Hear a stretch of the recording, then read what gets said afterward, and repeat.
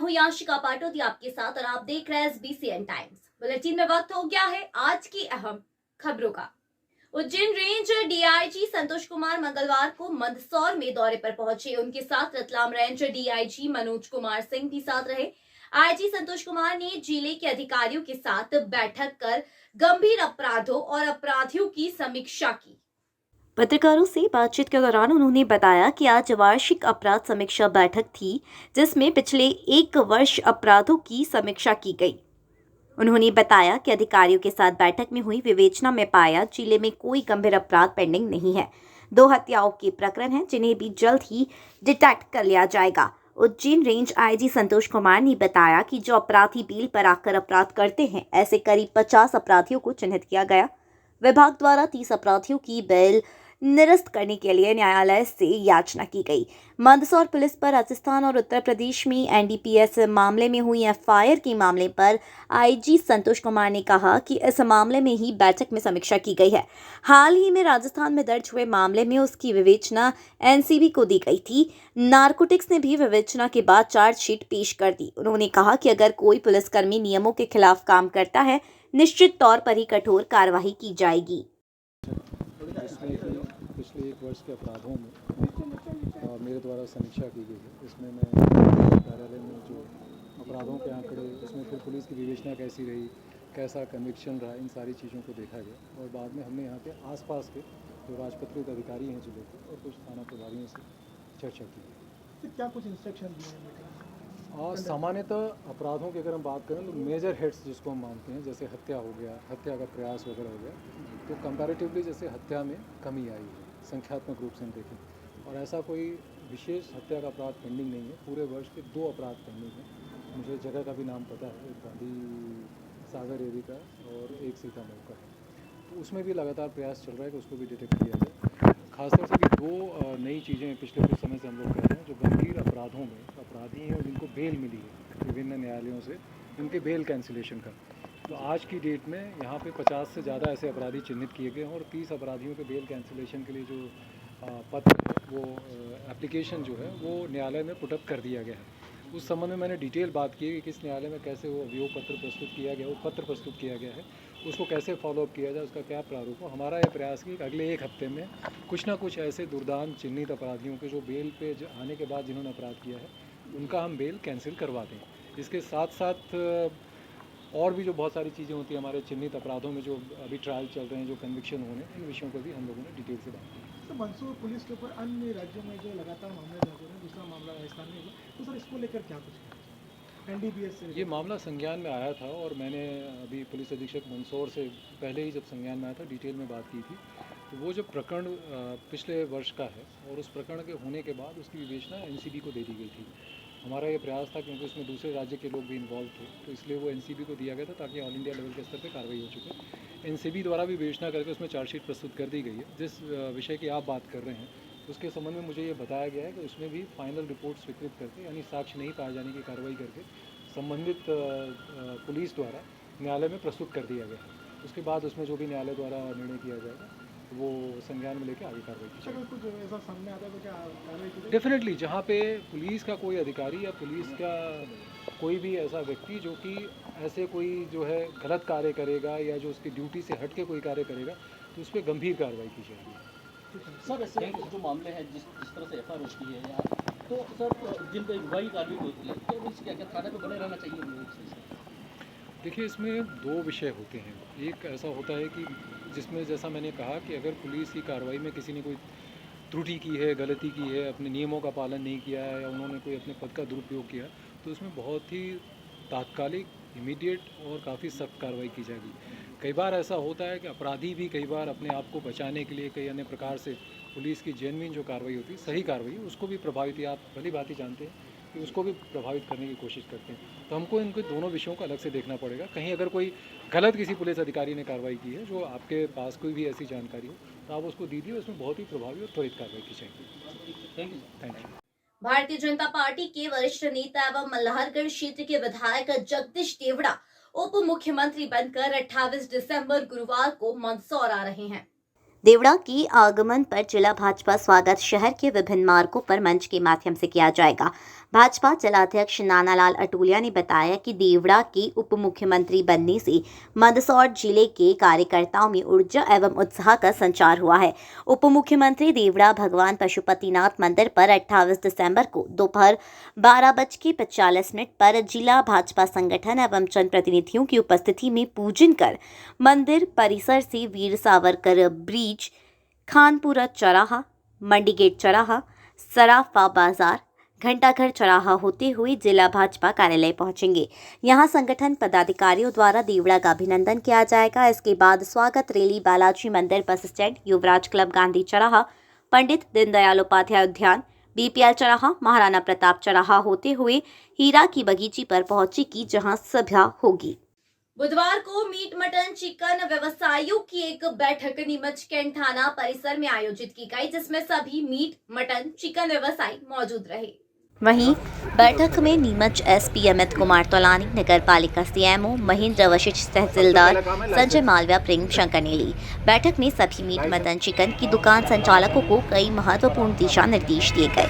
दरअसल मुख्यमंत्री डॉक्टर मोहन यादव ने विगत दिनों खुले में मांस मटन की बिक्री पर प्रतिबंध लगाया था, जिस पर निर्देशों का पालन करते हुए नीमच नगर पालिका द्वारा पूर्व में बस स्टैंड के पीछे बनाए गए मटन मार्केट में सभी दुकानदारों को शिफ्ट करने का निर्णय लिया गया था। इसके लिए कुछ दिन पूर्व नगर पालिका ने दुकानों की नीलामी भी की थी, मगर दुकानदार वहां जाने का विरोध कर रहे थे। दुकानदार वहां मौजूद सुविधाओं को लेकर असंतुष्ट थे, मगर आज की बैठक में अधिकारियों से चर्चा के दौरान सभी व्यवसायिक संतुष्ट नजर आए। वहीं आज एसपी अमित तौलानी ने मार्केट का सभी अधिकारियों के साथ निरीक्षण किया। वहां मौजूद अव्यवस्थाओं और सुविधाओं को लेकर आवश्यक दिशा निर्देश संबंधित अधिकारियों को दिए।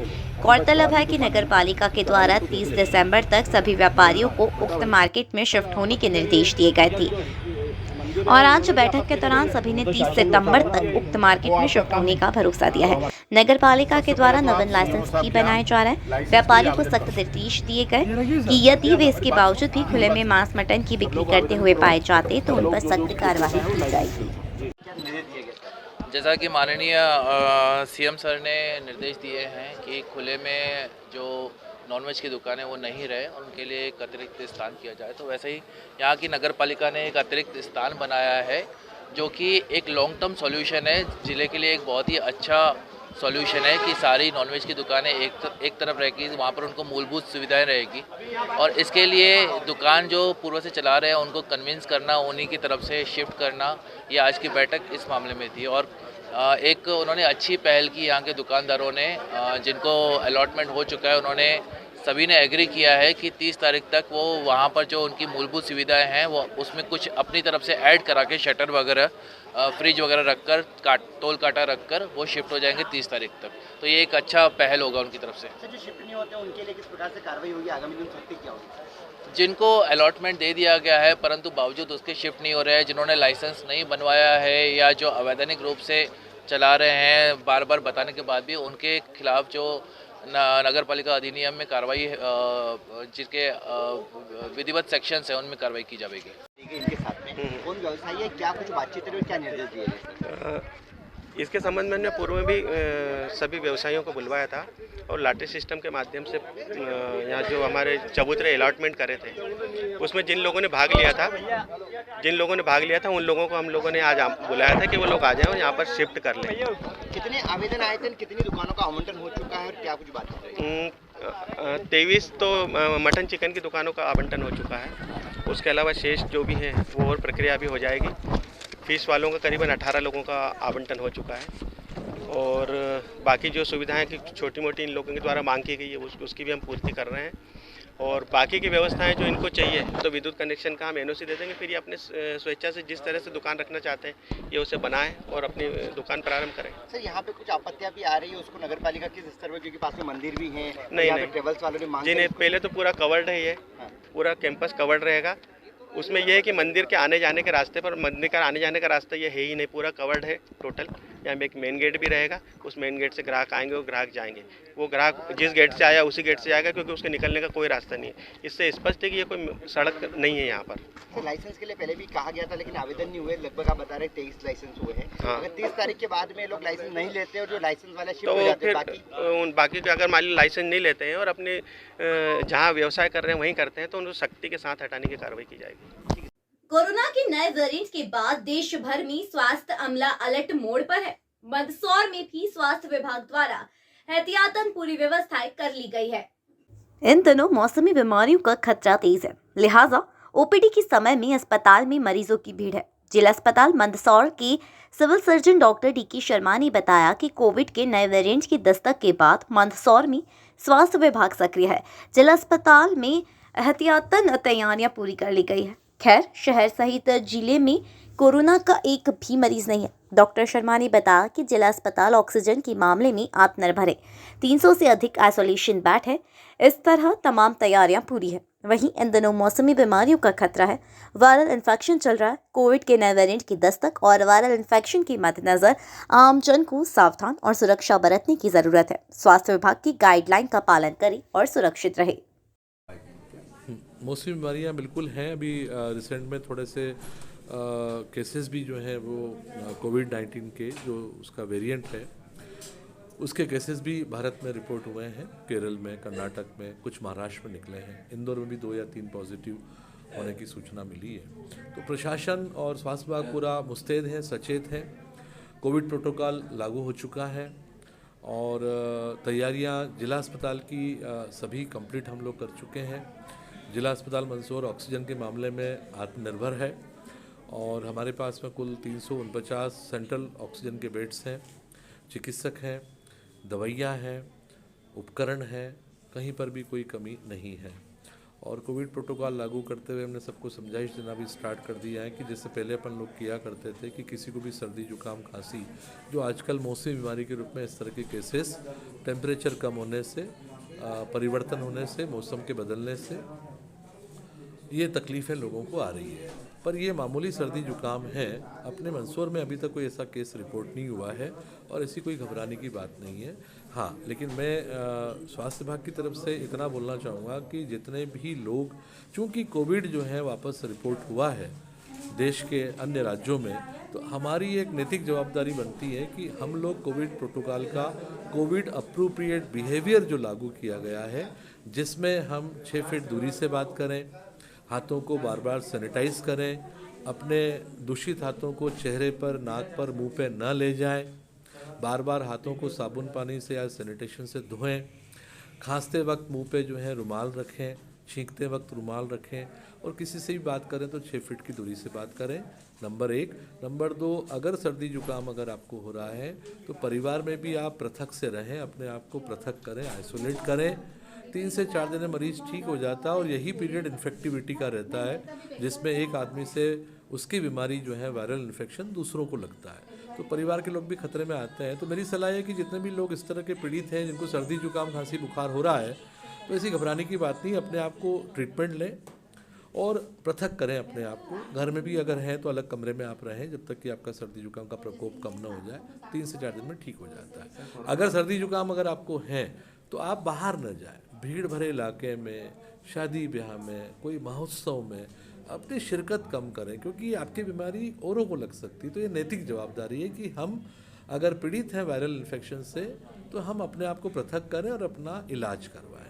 जैसा इंदौर में भी कोरोना के कुछ केस निकले, मंदसौर में इसके लिए जांच वगैरह कोई सुविधा है? मंदसौर में बराबर कोविड के लिए RT-PCR की प्रशासन सचेत हो चुका है। माननीय हमारे जो मुख्य चिकित्सा स्वास्थ्य अधिकारी हैं उनको बजट आवंटित हुआ है। हमारे पास RT-PCR लैब ऑलरेडी है, माइक्रोबायोलॉजिस्ट उसमें आ गए हैं, 2 लैब टेक्नीशियन की हमने व्यवस्था कर दी है। 2 से 3 लैब टेक्नीशियन और जो है गवर्नमेंट हमको दे रही है। पेरीफेरी से जो है CMHO साहब को बोला गया है कि पेरीफेरी से आप 2-3 लैब टेक्नीशियन को भिजवा दें जिनको कोविड का नॉलेज हो, तो RT-PCR लैब हमारी चालू हो जाएगी। रिएजेंट्स कुछ आ चुके हैं और कुछ का आना बाकी है।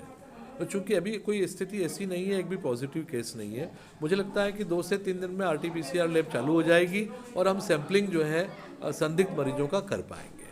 फिलहाल स्थिति संतोषजनक है। स्वच्छता स्वच्छता सर्वेक्षण 2023 के चलते मंदसौर नगर पालिका द्वारा सिंगल यूज प्लास्टिक मुक्त मंदसौर कार्यक्रम चलाया जा रहा।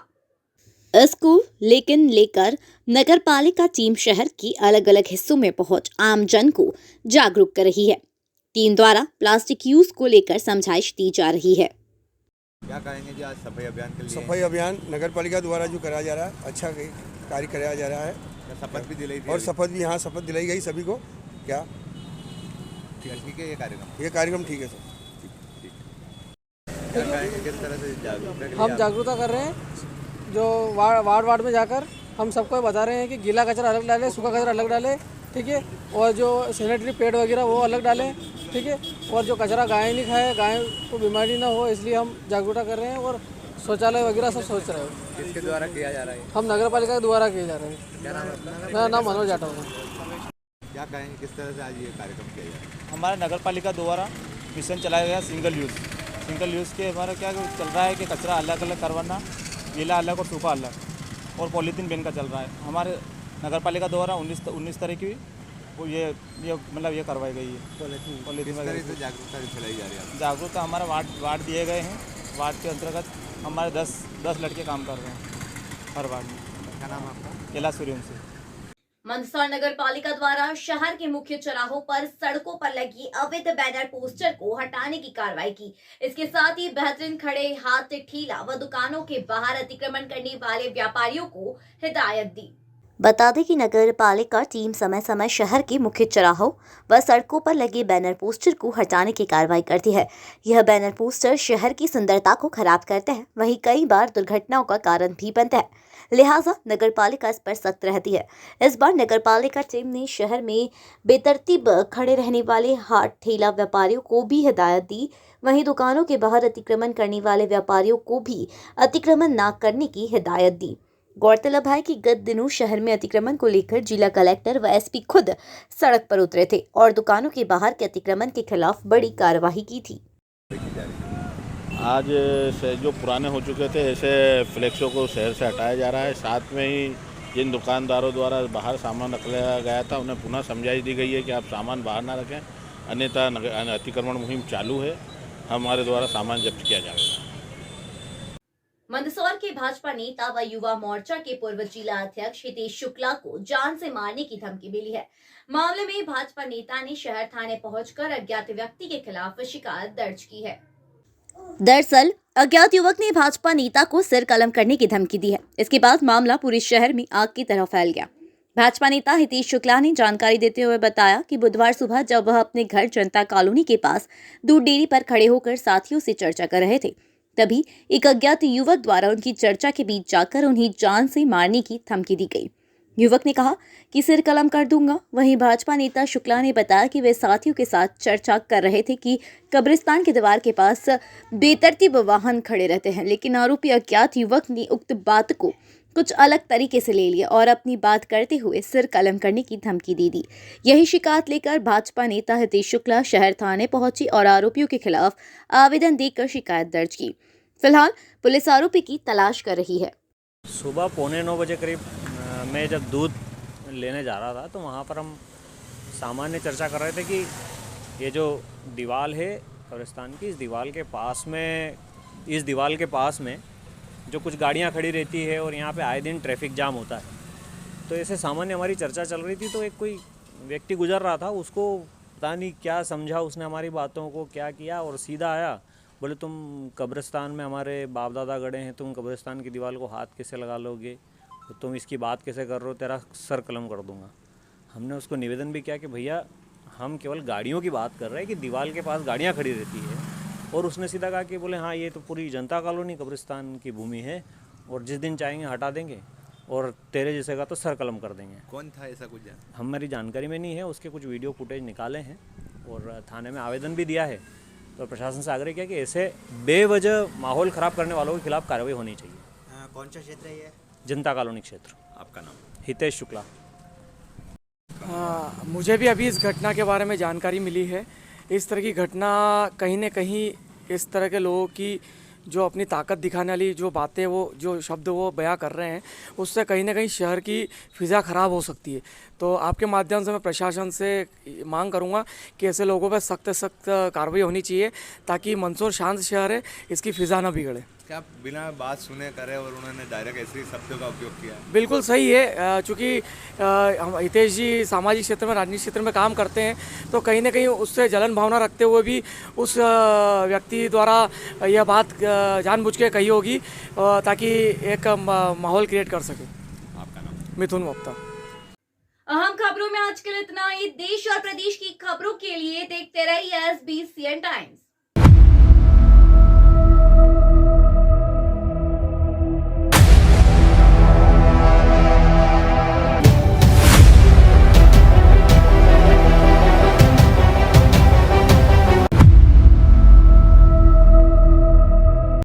खुशियों के सावन को ये दिन लाता है, साल में सिर्फ एक ही बार दिन ये आता है।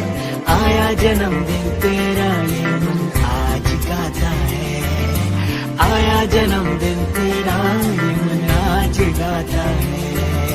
खुश रहना हर पल तू दिल ये कहता है। खुशियों के सावन को ये दिन लाता है, साल में सिर्फ एक ही बार। नगर के नेत्र चिकित्सा जगत का अप्रतिम प्रतिमान, सर्व सुविधा युक्त, आधुनिक व नवीनतम नेत्र चिकित्सा के संसाधनों से परिपूर्ण जैन दिवाकर श्री लाभ मुनि नेत्र चिकित्सालय, सीतामऊ रोड, मंदसौर।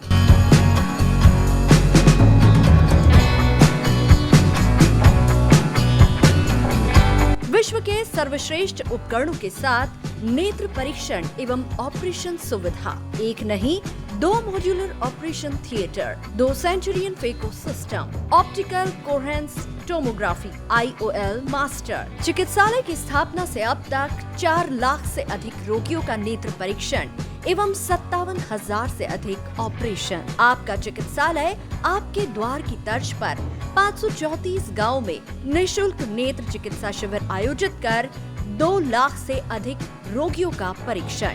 महानगरों की तर्ज पर सिद्ध हस्त डॉक्टर्स की टीम द्वारा संक्रमण मुक्त की गारंटी के साथ मोतियाबिंद ऑपरेशन। सभी नेत्र ऑपरेशन की पूर्ण सफलता का गौरवशाली इतिहास।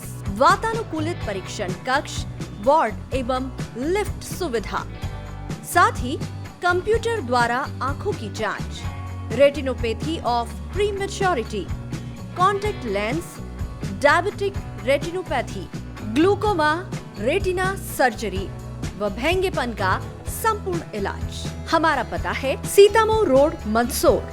Mobile number 7067317362, 96859 65017, 94600 76979।